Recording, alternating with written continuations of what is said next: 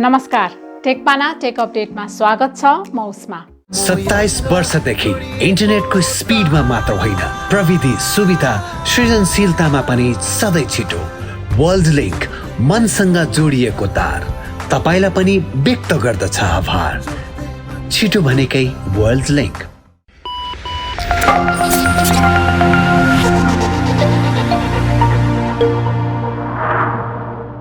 Update सुरु गरौँ। नेपालको मोबाइल डेटा 29 MBPS ले स्लो भएको सम्बन्धी समाचारबाट। नेपालको मोबाइल डेटा स्पिड विश्वको औसत भन्दा 29 MBPS सुस्त रहेको तथ्य सार्वजनिक भएको छ। ओक्लाको रिपोर्ट अनुसार मे 2023 मा औसत डाउनलोड स्पिड 16.49 बाट घटेर 12.93 MBPS मा झरेको छ भने अपलोड स्पिड 10 बाट घटेर 8.72 MBPS मा झरेको छ। यससँगै एक वर्षको अवधिमा विश्वमा 106औं स्थानमा रहेको नेपालको वरीयता खस्किएर 126 मा धकेलिएको छ, जबकि यो अवधिमा विश्वको औसत डाउनलोड स्पिड 30.36 MBPS बाट बढेर 42.30 MBPS पुगेको छ भने अपलोड स्पिड 8.59 MBPS बाट सुधार हुँदै 10.30 MBPS छ। यस हिसाबले नेपालमा मोबाइल डेटाको औसत स्पिड विश्वको औसत भन्दा 29.37 MBPS ले सुस्त देखिएको हो। ग्राहक बढ्दै गए पनि मोबाइल सेवा प्रदायकको नेटवर्क क्षमता बढ्न नसक्दा यस्तो समस्या आएको दूरसञ्चार विज्ञ आनन्दराज खनालको विश्लेषण छ। ग्राहक विस्तारको अनुपातमा सेवा प्रदायक कम्पनीको नेटवर्क क्षमता बढ्न नसक्दा नेपालमा मोबाइल सेवाको गुणस्तर खस्किएको प्राधिकरणका पूर्व अध्यक्ष सुरेश कुमार पुडासैनीको बुझाइ छ। प्राधिकरणले थप फ्रिक्वेन्सी र नयाँ नीतिगत निर्णयका लागि समितिमा पठाएका प्रस्ताव 4 वर्षदेखि मन्त्रालयमा थन्किएका छन्। सञ्चार तथा सूचना प्रविधि मन्त्री अध्यक्ष रहेको रेडियो फ्रिक्वेन्सी नीति निर्धारण तथा बाँडफाँड समितिको बैठक नबस्दा यसका लागि आवश्यक नीति तर्जुमा तथा निर्णय हुन सकेको छैन। यसरी फ्रिक्वेन्सी वितरण नहुँदा राज्यले वार्षिक कम्तीमा 7 अर्ब रुपैयाँ गुमाइरहेको छ। अझ उक्त फ्रिक्वेन्सी लिलामी मार्फत वितरण गर्दा यस्तो रकम अझ धेरै हुने देखिन्छ। सेवा प्रदायकहरूले 2G, 4G र 5G का लागि उपयोग हुने विभिन्न 5 ब्यान्डमा रहेको फ्रिक्वेन्सी माग गर्दै आएको प्राधिकरणले जनाएको छ। अब फेसबुक, इन्स्टाग्राम जस्ता सामाजिक सञ्जालबाट अनलाइन व्यवसाय गरेको खण्डमा 50,000 रुपैयाँसम्म जरिवाना हुने भएको छ। उद्योग, वाणिज्य तथा आपूर्ति मन्त्री रमेश रिजालले मंगलबार संघीय संसदको राष्ट्रिय सभामा दर्ता गराएको विद्युतीय व्यापार ई-कमर्स सम्बन्धमा व्यवस्था गर्न बनेको विधेयकमा यस्तो व्यवस्था समावेश गरिएको हो।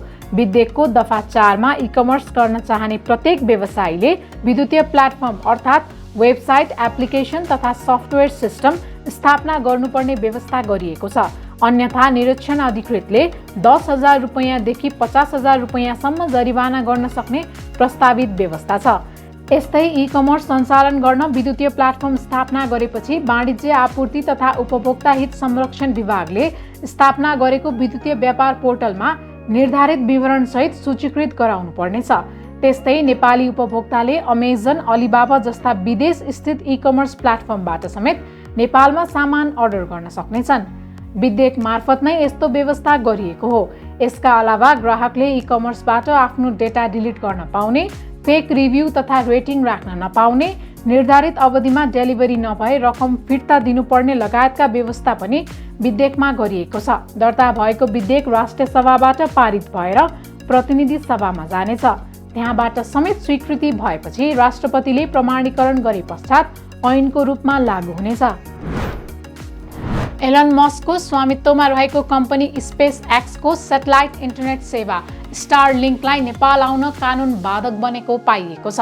100% प्रत्यक्ष विदेशी लगानी गर्न नपाइने र प्रत्येक ग्राहकले सेटेलाइट फ्रिक्वेन्सीका लागि लाइसेन्स लिनुपर्ने प्रावधानका कारण स्टारलिङ्क इन्टरनेट सुरु हुन कम्तीमा अर्को 1 वर्ष कुर्नुपर्ने भएको छ। यसअघि स्टारलिङ्कले सन् 2023 भित्र नेपालमा आफ्नो सेवा सुरु गर्ने योजना बनाएको थियो। त्यसै अनुरूप नियामक नेपाल दूरसञ्चार प्राधिकरणका अध्यक्ष सहितका पदाधिकारीसँग स्टारलिङ्कका प्रतिनिधिले भेटघाट तथा छलफल समेत गरेका थिए। त्यस क्रममा नेपालमा इन्टरनेट सेवा उपलब्ध गराउन लिनुपर्ने लाइसेन्स र विदेशी लगानी सम्बन्धी प्रावधान बारे छलफल भएको प्राधिकरणका अध्यक्ष पुरुषोत्तम खनालले जानकारी दिएका छन्। नेपालमा इन्टरनेट सेवा उपलब्ध गराउन लाइसेन्स प्राप्त गर्न समस्या नरहेको उल्लेख गर्दै अध्यक्ष खनालले विद्यमान व्यवस्था अनुसार नै सेवा दिन सक्ने बताएका छन्। लगानीको सवालमा मात्र नभएर नेपालको विद्यमान कानुनी व्यवस्था अनुसार हरेक प्रयोगकर्ताले स्याटेलाइट इन्टरनेटका लागि लाइसेन्स लिनुपर्ने हुन्छ। फ्रिक्वेन्सी प्रयोग हुने भएकाले भिस्याट प्रयोगकर्तालाई लाग्दै आएको नियम स्याटेलाइट इन्टरनेट प्रयोगकर्तालाई समेत लागू हुने अवस्था छ। यद्यपि स्टारलिङ्कले आफ्नो सेवा सञ्चालनमा ल्याउन हालसम्म कुनै औपचारिक प्रस्ताव भने नल्याएको अध्यक्ष खनालको भनाइ छ। काठमाडौँ महानगरपालिकाका प्रमुख बालेन्द्र शाह बालेन, धरान उपमहानगरपालिकाका प्रमुख हर्क साम्पाङ सहित चर्चित व्यक्तिहरूको पुरानो भिडियो प्रयोग गरी सामाजिक सञ्जालमा ठगी भइरहेको पाइएको छ। फेसबुकमा नक्कली पेज तथा ग्रुप बनाई चर्चित व्यक्तिहरूको भिडियो राखेर सर्वसाधारणलाई ठगी गर्ने कार्य भइरहेको हो। यसरी ठगी गर्नेमा गिरोह नै सक्रिय भएर लागेको देखिन्छ। फेसबुकमा मुख्य गरी आश्चर्य नगद पुरस्कार नाम भएको ग्रुपबाट यस्तो गतिविधि भइरहेको छ। सो ग्रुपमा एडमिन तथा एडिटरमा चर्चित व्यक्तिहरूको नाम वा उनीहरूको नाम जस्तो देखिने अक्षर राखेर नक्कली पेज बनाइएको छ। त्यस्ता नक्कली ग्रुप तथा पेजबाट दैनिक रूपमा पुराना भिडियो स्क्याम भइरहेको छ। ठगी गर्ने मनसायले खोलिएका चर्चित व्यक्तिको नामका फेसबुक पेजमा पोस्टर सहित आकर्षक उपहारको लोभ देखाइएको छ। उही उपहारको लोभमा भिडियो शेयर गर्ने वा कमेन्ट गर्नेहरूलाई मेसेज मार्फत स्क्याम लिङ्क पठाएर त्यसमा क्लिक गर्नेहरूको डेटा चोरी एवं दुरुपयोग हुने जोखिम हुन्छ। त्यसैले यस्ता स्क्यामबाट बच्न जथाभावी लिङ्कमा क्लिक नगर्न र उपहारको लोभमा आफ्नो मोबाइल नम्बर, इमेल लगायतका जानकारी अपरिचित वेबसाइटमा उपलब्ध नगराउन साइबर सुरक्षा विज्ञहरू सचेत गराउँछन्।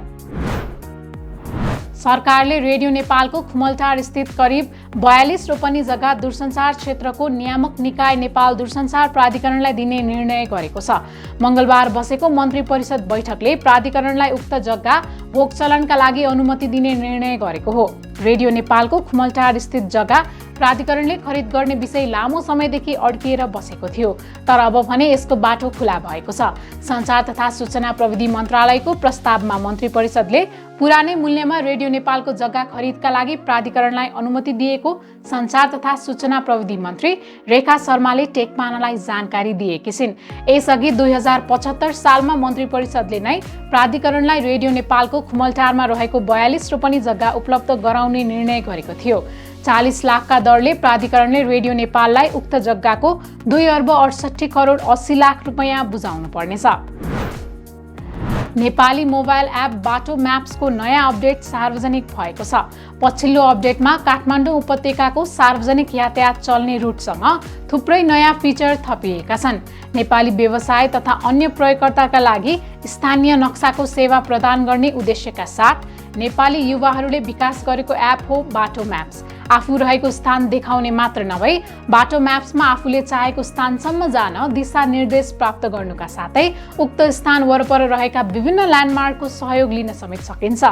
यो एपमा अफलाइन फिचर पनि रहेका कारण नेपाली प्रयोगकर्ताका लागि यो एप निकै उपयोगी हुने आशा गरिएको छ। बाटोको पछिल्लो अपडेटसँगै अब प्रयोगकर्ताले काठमाडौँमा सार्वजनिक यातायातका रुटहरू पनि हेर्न सक्ने भएका छन्।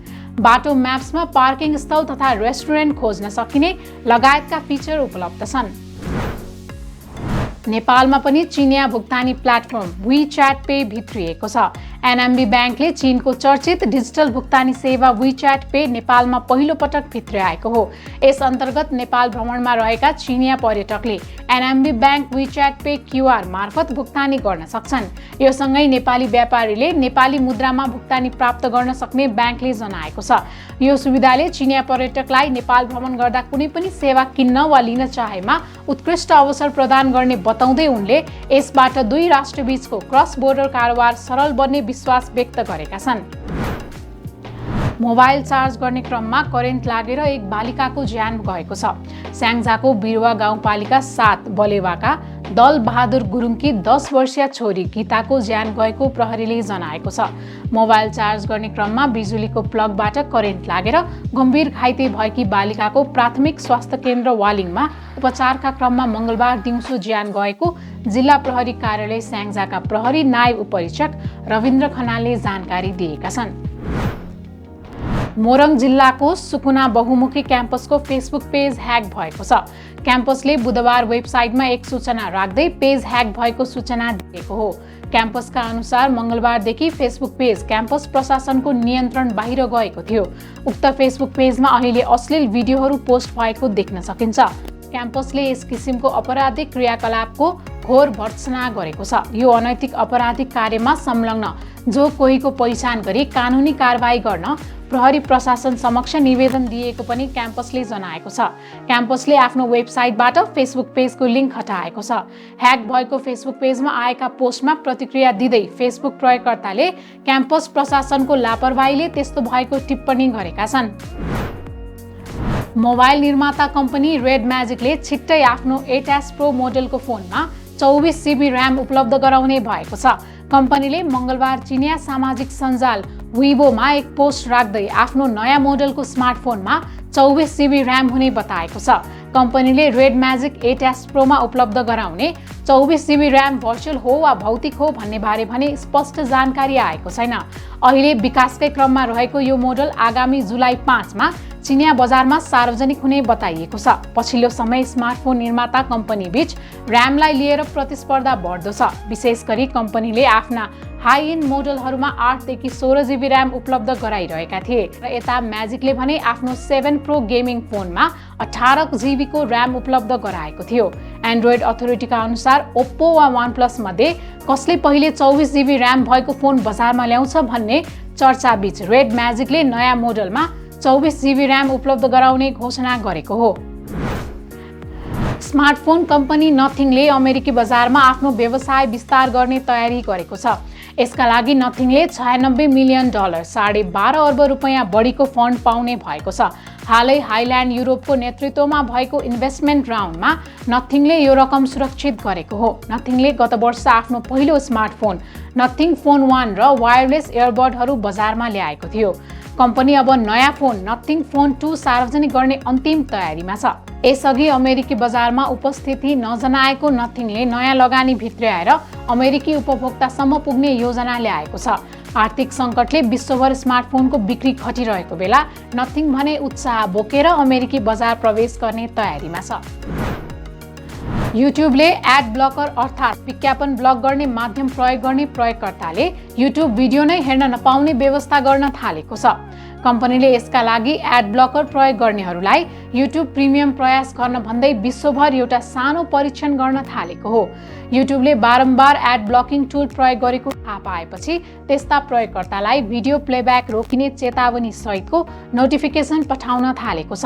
यसअघि युट्युबले एड ब्लकर प्रयोग गरी 3 भन्दा बढी भिडियो हेर्न नपाइने प्रविधि परीक्षण गर्न थालेको समाचार आएको थियो। यसबाट युट्युबले एड ब्लकर प्रति कडाइको नीति लिने सङ्केत गर्छ। यो नयाँ नियम कहिलेबाट लागू हुन्छ भन्ने यकिन मिति भने घोषणा भइसकेको छैन। गत आइतबार एटलान्टिक महासागरमा बेपत्ता भएको टाइटन पनडुब्बीको भग्नावशेष पानी बाहिर ल्याइएको छ। अमेरिकी तटरक्षकले एक विज्ञप्ति जारी गर्दै बुधबार पनडुब्बीको भग्नावशेष बाहिर ल्याइएको जानकारी दिएको हो। 100 वर्ष अघि दुर्घटनामा परेको विशाल टाइटानिक जहाजको भग्नावशेष हेर्न गत आइतबार 5 जना यात्रु सहितको पनडुब्बीले यात्रा थालेको थियो। त्यसको 1 घण्टा 45 मिनेटमै सम्पर्कविहीन बनेको थियो। अमेरिका र क्यानाडाका तटरक्षक सेना तथा उद्धारकर्ताले लगत्तै त्यसको खोजी कार्य सुरु गरेका थिए। खोजी कार्य सुरु भएको 5औं दिनमा पनडुब्बीको टुक्रा फेला परेपछि खोजी कार्य स्थगित गरी यात्रुको निधन भएको घोषणा गरिएको थियो। पनडुब्बीको भग्नावशेष फेला पार्न पानीभित्र रिमोटली अपरेटेड भेहिकल आरओभी पठाइएको थियो। उक्त आरओभीले फेला पारेको भग्नावशेष बुधबार बाहिर निकालिएको हो। पनडुब्बीका 5 वटा ठूला टुक्राहरू भेटिएका छन्। सो पनडुब्बीको भग्नावशेषभित्र मानव अवशेष रहेको समेत बताइएको छ। ती मानव अवशेष अमेरिकी स्वास्थ्यकर्मीले विश्लेषण गर्ने विज्ञप्तिमा भनिएको छ। विद्युतीय सवारीको बजारमा बढ्दै गएको प्रतिस्पर्धामा फक्सव्यागनले आफ्नो सस्तो मूल्यको सवारी ल्याउने भएको छ। कम्पनीले बजारको मागलाई ध्यानमा राख्दै सस्तो विद्युतीय सवारी सार्वजनिक गर्ने तयारी गरिरहेको जानकारी बाहिर आएको छ। कम्पनीले ID1 नामक विद्युतीय सवारी निर्माण गरिरहेको छ। कम्पनीले हालै सार्वजनिक गरेको ID2 को तुलनामा सानो आकारको हुने बताइएको छ। यसमा ब्याट्री प्याक पनि कम हुनेछ, जसले गर्दा यसको रेन्जलाई सीमित गर्न सक्छ। बाहिरिएको जानकारी अनुसार फक्सवागनको ID1 38 किलोवाट प्रति घण्टा र 58 किलोवाट प्रति घण्टा ब्याट्रीको भेरिएन्टमा उपलब्ध हुनेछ। साथै यो सहरी क्षेत्रमा प्रयोग गर्नका लागि उपयुक्त हुने कम्पनीले जनाएको छ। उक्त सवारीको मूल्य €17,000 करिब 24.5 लाख रुपैयाँ पर्ने अनुमान गरिएको छ। ट्विटरका संस्थापक ज्याक डोर्सीको सोशल नेटवर्किङ एप ड्यामसलाई एप्पलले आफ्नो एप स्टोरबाट हटाएको छ। बिटकोइन टिपिङ सेवाका लागि चर्चित यो एप स्टोरको भुक्तानी सम्बन्धी नियम विपरीत रहेको भन्दै एप्पलले हटाएको हो। ड्यामसले प्रयोगकर्ताहरूलाई बिटकोइन प्रयोग गर्दा दिने गरेको छ, तर यो कार्य भुक्तानी नियम विपरीत रहेको एप्पलको ठहर छ। एप्पलको निर्णयले ठूला प्रविधि कम्पनीहरू र क्रिप्टोकरेन्सीहरू जस्तै विकेन्द्रित प्रविधि प्रयोग गर्ने एपहरू बीच विवाद हुन सक्ने विश्लेषण गरिएको छ। एप स्टोरबाट आफ्नो एप हटेपछि ड्यामसले एप्पल समक्ष अपिल गर्ने तयारी गरेको छ। एप स्टोरको नियम पालना गर्न एप अपडेट गरे पनि एप्पलले निर्णय फिर्ता नलिएको ड्यामसले उल्लेख गरेको छ। अब ट्विटरमा 25,000 क्यारेक्टर भएका ट्विट गर्न सकिने भएको छ। ट्विटर राइट ह्यान्डलबाट गरिएको पोस्ट रिट्विट गर्दै कम्पनीका मालिक एलन मस्कले यसको जानकारी दिएका हुन्। ट्विटर राइटका अनुसार ट्विटरले यो समेत गरी 2 नयाँ फिचर ल्याएको छ, जसमा ट्विटर ब्लू खरिद गरेका प्रयोगकर्ताका लागि 10,000 क्यारेक्टर रहेको सीमा विस्तार गरी 25,000 पुर्याइएको छ। साथै त्यसमा 4वटा तस्बिर समेत समावेश गर्न सकिनेछ। अन्तर्राष्ट्रिय क्रिकेट परिषद ICCले ICC men's cricket world cup 2023 को ट्रफी टुरको सुरुवात अन्तरिक्षबाट गरेको छ। परिषदले ट्रफीको विश्व भ्रमणको सुरुवात पृथ्वीबाट 1,20,000 फिट माथिबाट सुरु गरेको हो। परिषदले उक्त ट्रफीलाई स्ट्राटोस्फेरिक बलुनमा राखेर आकाशमा पठाएको थियो। हाई अल्टिट्युडमा उड्न सक्ने क्षमता भएको बलुनलाई स्ट्राटोस्फेरिक बलुन भनिन्छ, जसलाई स्ट्राटोस्फियर पृथ्वीको वायुमण्डलको दोस्रो तहमा पठाइने गरिन्छ। उक्त ट्रफीको तस्बिर र भिडियो 4K क्यामेराबाट लिएको परिषदले जनाएको छ। सेन्ट इन्टु स्पेस नामक कम्पनीले ट्रफीको प्रक्षेपण गरेको हो। सोमबार प्रक्षेपण गरिएको उक्त ट्रफी भारतको अहमदाबादमा रहेको नरेन्द्र मोदी स्टेडियममा अवतरण गराइएको परिषदले जनाएको छ। खेलको इतिहासमा कुनै प्रतिस्पर्धाको उपाधि पृथ्वी बाहिर पठाइएको यो पहिलो पटक हो। अमेरिकी अन्तरिक्ष एजेन्सी नासाको जेम्स वेब स्पेस टेलिस्कोपले पहिलो पटक अन्तरिक्षमा कार्बन तत्त्व पत्ता लगाएको छ।